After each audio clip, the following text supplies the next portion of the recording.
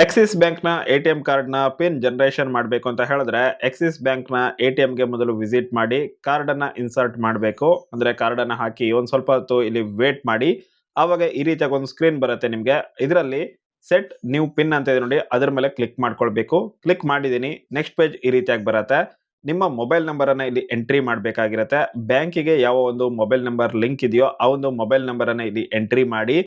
ನಿಮ್ಮದೇನಾದ್ರೂ joint account ಆಗಿದ್ರೆ primary account ಹೋಲ್ಡರ್‌ನ ಒಂದು ಮೊಬೈಲ್ ನಂಬರ್ ಅನ್ನ ಎಂಟ್ರಿ ಮಾಡಬೇಕಾಗಿರುತ್ತೆ. ನೆಕ್ಸ್ಟ್ ಪೇಜ್ ಅಲ್ಲಿ ನಿಮ್ಮ ಡೇಟ್ ಆಫ್ ಬರ್ತ್ ಅನ್ನ ಎಂಟ್ರಿ ಮಾಡಿ. ಸೊ ಅದನ್ನ ಕೂಡ ಇವಾಗ ನಾನು ಇಲ್ಲಿ ಕ್ವಿಕ್ ಆಗಿ ಎಂಟ್ರಿ ಮಾಡಿದ್ದೀನಿ. ನೆಕ್ಸ್ಟ್ ಇಲ್ಲಿ ಯೆಸ್ ಮೇಲೆ ಕ್ಲಿಕ್ ಮಾಡಬೇಕು. ಸ್ವಲ್ಪ ಹೊತ್ತು ವೇಟ್ ಮಾಡಿದ್ರೆ ನೀವೇನು ಮೊಬೈಲ್ ನಂಬರ್ ಅನ್ನ ಎಂಟ್ರಿ ಮಾಡಿದ್ರೋ ಅದಕ್ಕೊಂದು ಕೋಡ್ ಬಂದಿರುತ್ತೆ. ಪಾಸ್ ಕೋಡ್ ಅಂತ ಇರುತ್ತೆ.